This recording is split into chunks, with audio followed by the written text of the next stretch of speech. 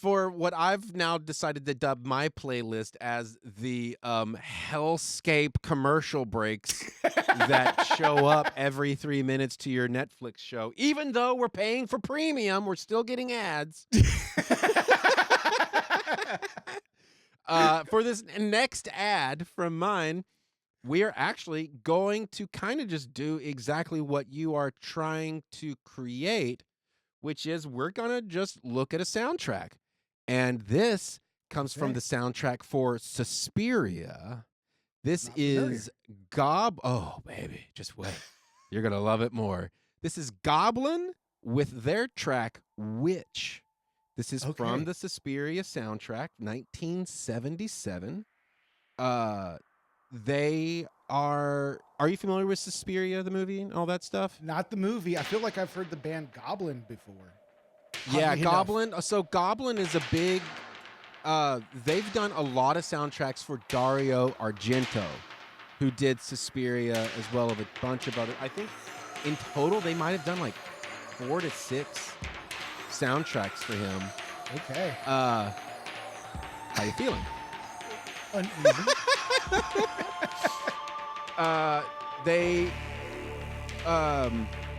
started working on this album with Argento before he even began filming, because what he wanted to do and what they did was play the music on set so that the actors could get a visceral, real feeling for what they're supposed to be projecting. I got you. I don't know if that's true for all the movies, but for this one, that is how they decided to work on it.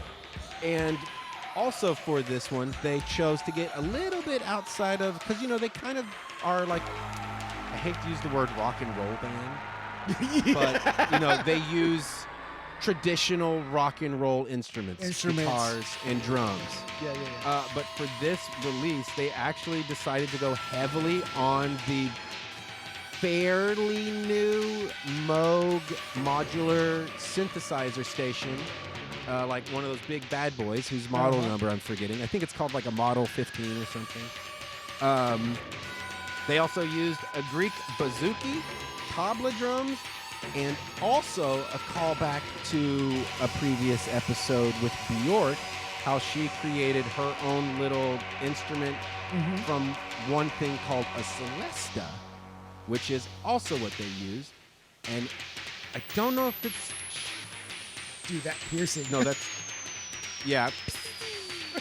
But there are every so often little chimey chime type sounds that are kind of creepy crawly. Yeah. And that's the celesta, and they use that more for like the ambient texture to whatever that is they are just slapping with a stick.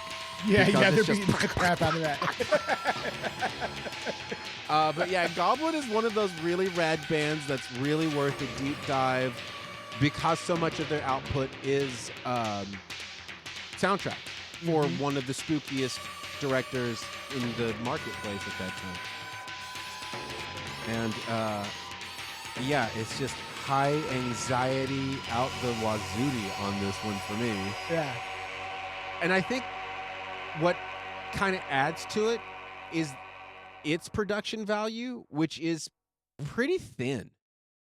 Yeah. You know, Yeah. it's like there's not a lot of low end there. So you're just getting the harsh it's just real parts harsh. that like kind of hurt. Yeah. Yeah. You're just like, God, it's just all kinds of uncomfortable right now. Totally.